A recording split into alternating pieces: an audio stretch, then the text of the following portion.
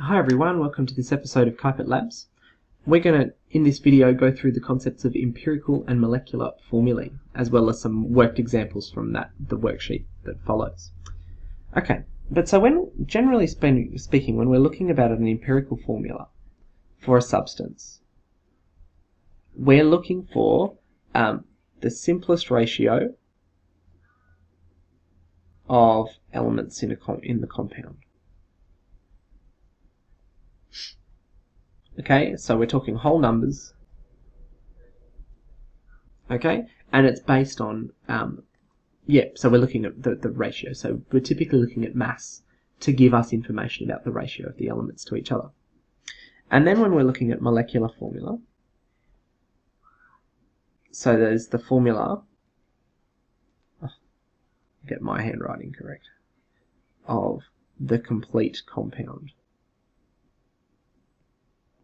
Okay, and then so what we would have is that this is the some multiple of the empirical formula.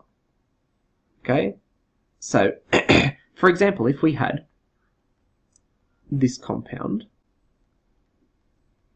okay, that looked like that.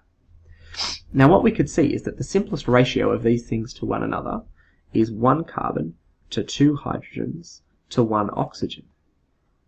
Okay, but we can recognize here that this, if we said that that's our molecule, that neglects the size and the complexity of this particular structure.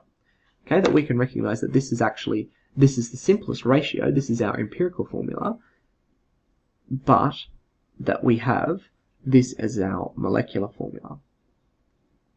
And then we're saying that it's a sum multiple of our empirical formula, because we can look at this, that each of these things it's a tenth, or the multiple, it's 10 times larger to go from empirical to the molecular formula. Okay, so now I'm going to walk you through, alright, well, how do we actually determine the empirical formula? So let's look at the first example on the sheet. So you've got a compound that's formed from 32.0 grams of bromine and 4.9 grams of magnesium. Okay, and so therefore how do we work out its empirical formula? So what we need to do is we need to work out the moles of each element. So we've got 32.0 grams of bromine, okay, and we want to use our molar mass as a conversion factor to get a value in terms of moles. So the units I have are grams, the units I want are moles, so I'm going to want something which has moles over grams. Okay, so I'm going to say, because I've got my molar masses in terms of 1 mole, and then I'm going to use my periodic table to recognize that the molar mass for bromine is 79.90 grams for every 1 mole. So I get a value of 0.400 moles of bromine. I can do the same process for magnesium. Okay, 4.9 grams of magnesium multiplied by 1 mole for every 24.31 grams gives me a value of 0.201 ... moles. It's a little less precise.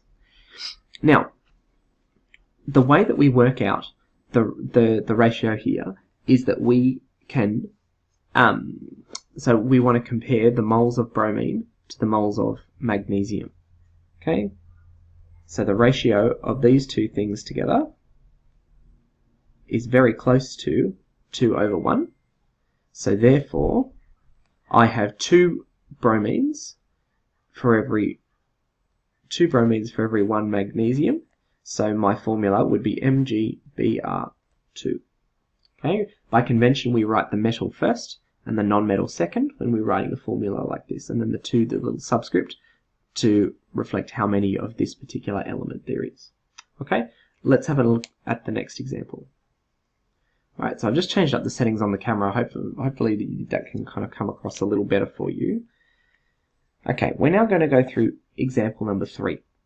Okay, so we've got a compound formed with 9.8 grams of nitrogen, 0.70 grams of hydrogen, and 33.6 grams of oxygen. Okay, now remember that the whole thing with this is that we can't just say, alright, well, let's divide all of these by the smallest mass and kind of get a ratio there. Because remember that we're working with the idea that each of these elements, the atoms of these elements have different masses. So that we can't just say, alright, well, we divide all of them by the same thing. That's why we need to express them in terms of moles. Because once we've got them in terms of moles, then all of a sudden we can make a direct comparison. Okay, so we've got to, say, work out the moles of nitrogen is 9.8 grams multiplied by 1 mole for every 14.00 grams. So I get 0.7 moles. Okay, my moles of hydrogen, I've got 0.70 grams multiplied by 1 mole for every 1.008 grams. So I get very, very close to, I'll round it to 0.7 moles. Okay, and then the moles of oxygen, 33.6 grams multiplied by 1 mole for every 16.00 grams. So I get 2.1 moles. Okay, now what I want to do is divide by each of these by the smallest value. Okay, so that I get a ratio of 1 to something. Okay, so none of these numbers should be any less than 1. So I've got 0.7 for nitrogen divided by that, so I get 1. For hydrogen, I do the same thing, and I end up with 1. Okay, so this is N, this is H, and then for oxygen, I've got 2.1 divided by 0.7 gives me 3. So I've got a ratio of 1 nitrogen for every 1 hydrogen for 3 oxygens. So now I'm going to actually write the hydrogen first over here.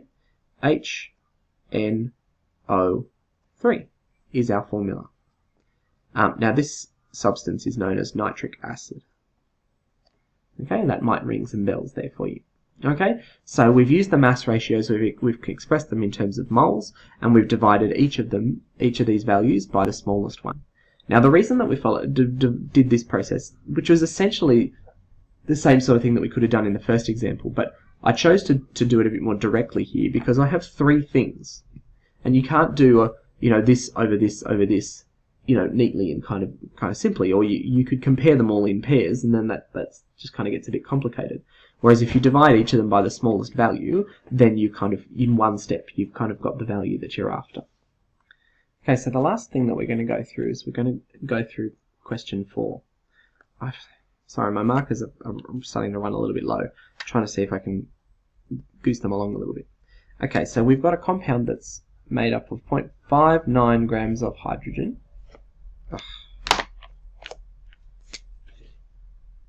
And 9.40 grams of oxygen. Okay, now we're told that its molar mass is 34.0 grams for every 1 mole of the substance. So that's the molar mass of the total compound. We've got to find the empirical and then molecular formulas. Okay, so we're starting with the empirical formulas. Just like we've done before, let's work out the number of moles of each of our substances. So 0.59 grams of hydrogen multiplied by 1 mole for every 1.008 grams gives me a value of 0.585 moles. My moles of my oxygen, 9.40 grams multiplied by 1 mole for every 16.00 grams gives me 0.5875 moles. Okay, so these numbers are very, very close to one another. Okay, so my ratio of oxygen to hydrogen, 0.5875 over 0.585, because we're talking about simple whole number ratios, we've got 1 to 1. So my empirical formula is HO. Okay, now I've got to try and work out my molecular formula. So the way that I can do that is to work out, alright, well, what's the multiple? How many times does this formula get multiplied by in order to make the molecular formula?